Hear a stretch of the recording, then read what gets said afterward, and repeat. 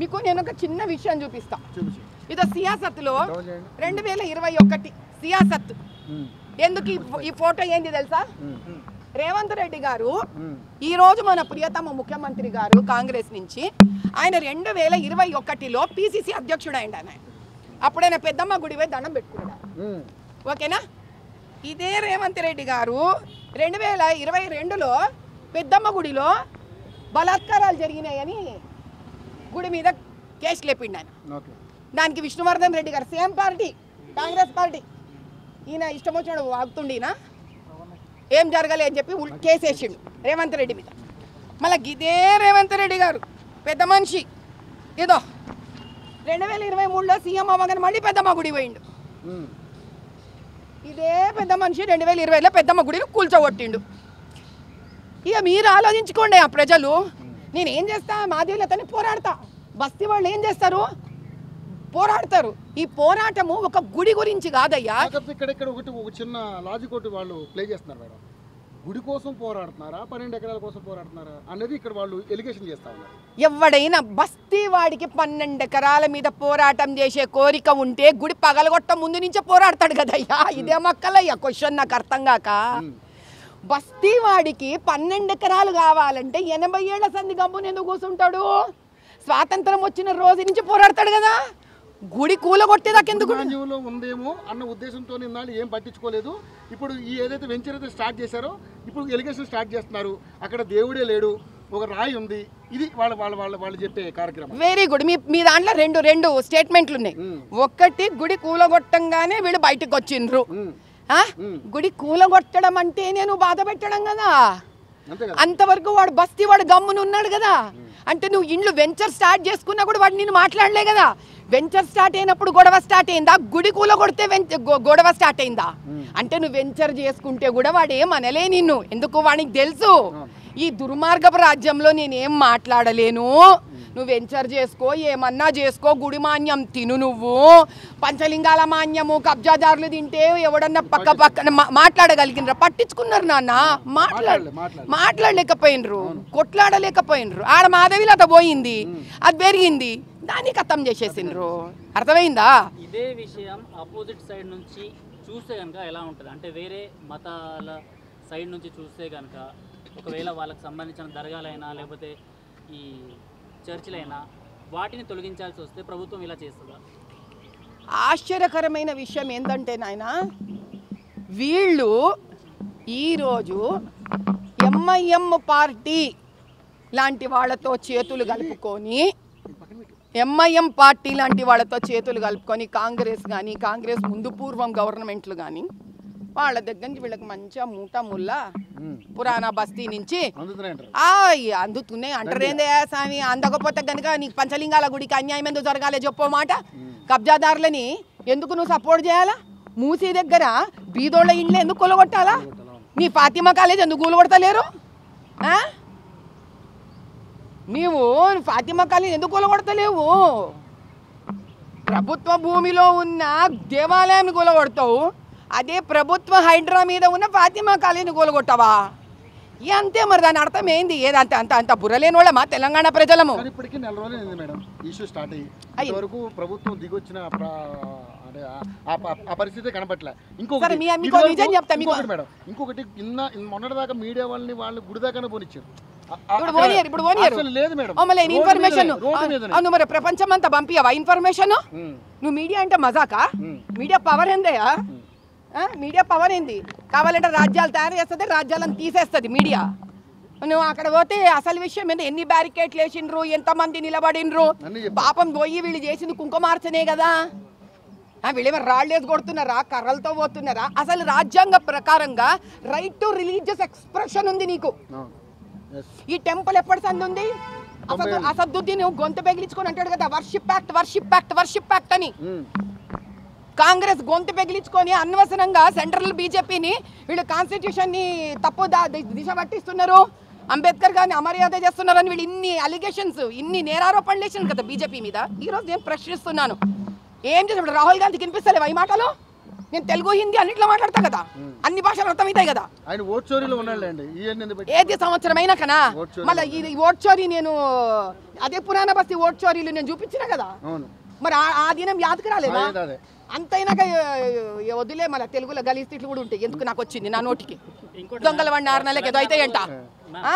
తెలంగాణలో హిందువుల పరిస్థితి ఎలా ఉంటే, హిందూ ఆలయాల పరిస్థితి ఎలా ఉంటే, హిందువుల పరిస్థితి చాలా డిఫరెంట్గా ఉంది. అంటే ఇక్కడ గుజరాతీస్ గో బ్యాక్ అని, మార్వాడీస్ గో బ్యాక్ అనేసి ఇలాంటి ఉద్యమాలు స్టార్ట్ చేస్తున్నారు. రోహింగ్యాస్కి అగేన్స్ట్గా వీళ్ళు మాట్లాడలేకపోయారు. మీరేమంటారు మరి? దుర్మార్గం నా దౌర్భాగ్యం. నీకు మాట చెప్పనా, ఇక నేనైతే భయపడే మనిషిని కాదు. మన హిందువులలోనే లెఫ్టిస్టులు కమ్యూనిస్టులు ఉన్నారు నాయన.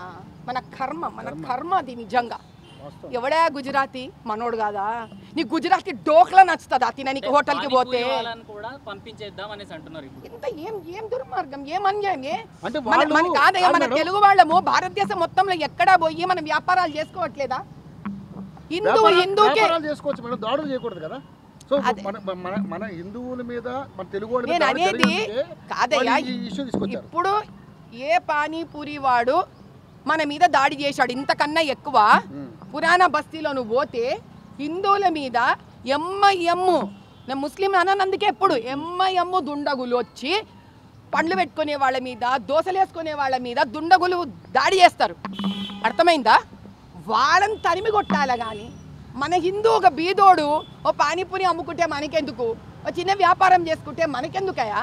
అందరం కలిసిమెలిసి భారతదేశంలో ఉండాలి.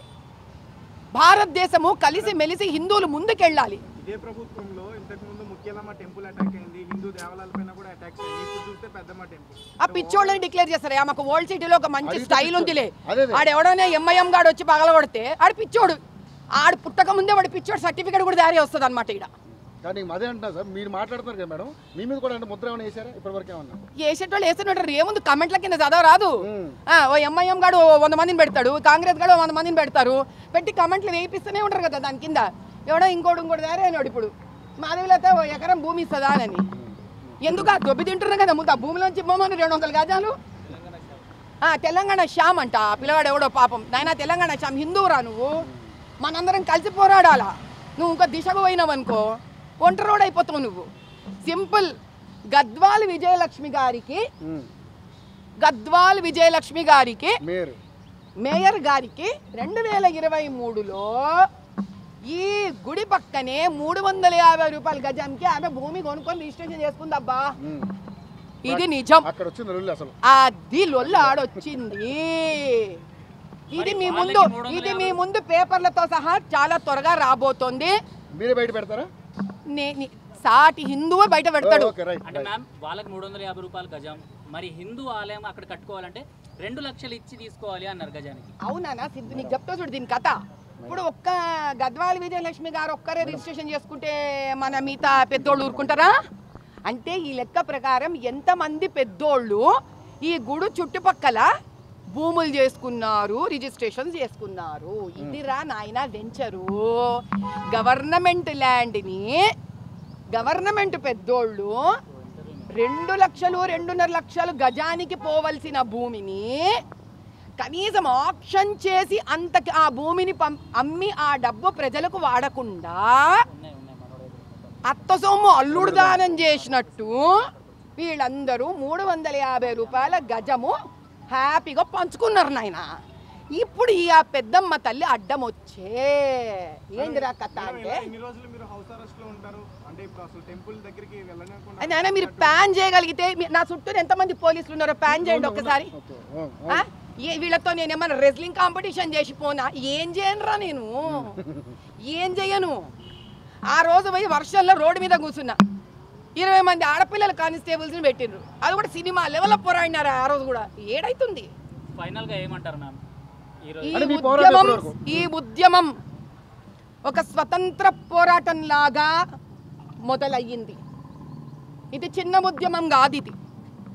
దీనికి మనుషులు హిందుత్వం పేరు పెట్టుకోనియండి, కానీ ఇది హిందుత్వం పోరాటం కాదు, ఇది ధర్మ పోరాటం. ఇది రాజ్యాంగం నాకిచ్చిన రైట్ టు రిలీజియస్ ఎక్స్ప్రెషన్ని విరోధించిన పోరాటం ఇది. ఒక క్విట్ ఇండియా మూమెంట్ ఆ రోజు తెల్లోడిని క్విట్ అన్న మనం ఈరోజు కాంగ్రెస్ని క్విట్ అనాలా.